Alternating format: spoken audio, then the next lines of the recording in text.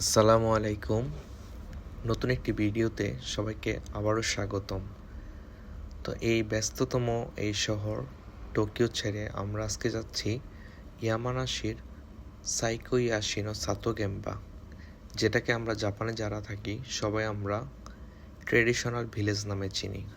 আজকে যাচ্ছি আমরা 4 জন, আমি এবং আমার কলিগ ও বন্ধু আকাশ এবং আমাদের পরিবার। এই 4 জনে মিলে আজকে আমরা যাচ্ছি সেই পাহাড়ি আঁকাবাঁকা পথের সেই ইয়ামানাশির ভিলেজ, ট্রেডিশনাল ভিলেজে। তো পাহাড়ি রাস্তার এই আঁকাবাঁকা মোড়গুলো দেখতে অনেক সুন্দর। তো 500 টাকা করে টিকিট কেটে আমরা সবাই ঢুকে পড়েছি ভিলেজের ভিতর। এই গ্রামটি তাদের পুরনো সব স্মৃতির আমলে নির্মিত করা এই গ্রাম, তাদের পুরনো স্মৃতি ধরে রাখার জন্য। তো গ্রামে এই একটি বাড়িতে ঢুকলাম। সর্বপ্রথম বাড়িতে ঢুকতেই আমার চোখে পড়ল একটি কৃষি পরিবার যেভাবে চলে এবং তাদের যে সরঞ্জামি যা কিছু আছে সব কিছুই সে বাড়িতে ছিল।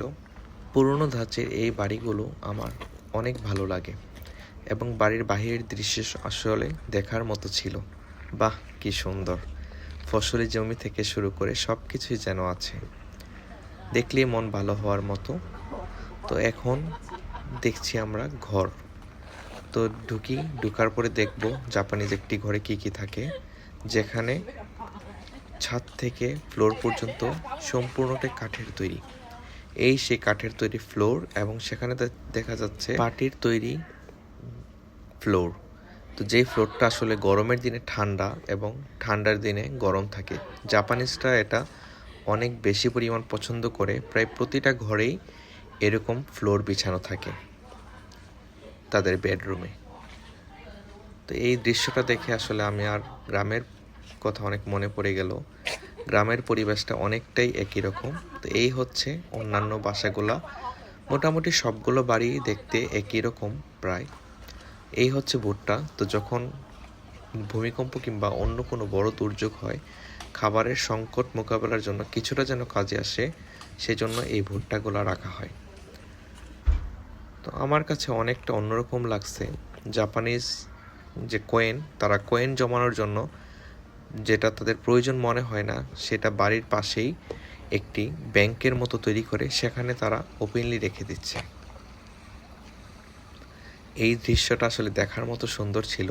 ইতিপূর্বে আমি কখনোই এমন কোনো দৃশ্য কখনো কোথাও দেখিনি। তো অনেক ভিজিটরসরাই এখানে ঘুরতে আসছে। এটা ভিজিটরদের জন্য অনেক নামকরা একটি জায়গা। তো চলে যাচ্ছে এখন অন্য পাড়ায়। এই সেই ব্রিজ, যে ব্রিজটি দুটি গ্রামকে একসাথে মিলিত করছে।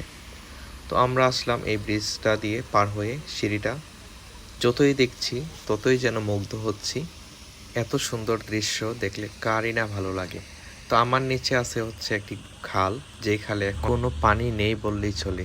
এই গ্রামে এসে আমি একটি দৃশ্যে খুব বারবার অবাক হই, যে প্রতিটা বাড়িতেই ঝর্ণা আছে। যেহেতু এটা একটা পাহাড়ি গ্রাম, সেহেতু পাহাড়ের পানি।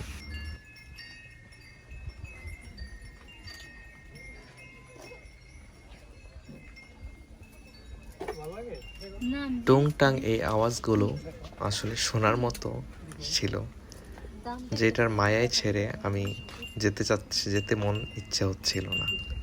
এতটাই সুন্দর এবং বাতাসের মধ্যে টুংটাং এই আওয়াজগুলো থেকে ছেড়ে যেতে কোনোভাবেই আমার ইচ্ছা হচ্ছিল না। তো এখানে অনেকগুলো ছোট ছোট মূর্তি বানিয়ে রাখা ছিল।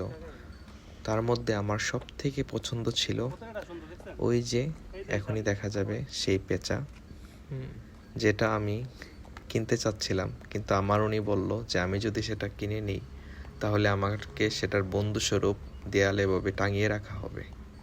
যাই হোক, সেই ভয়ে আমি সব কিছু বাদ দিলাম। তো এখন আমার বিদায়ের পালা। রবীন্দ্রনাথের সেই দুটি লাইন মনে করে আজ বিদায় নিচ্ছে হচ্ছে। লাইন দুটি হলো, যেতে নাহি চাহে মন তবু যেতে দিতে হয়। যাই হোক, আবারও দেখা হবে এই ইয়ামানাশি ট্র্যাডিশনাল ভিলেজে। ইনশাল্লাহ আবারও আসবো।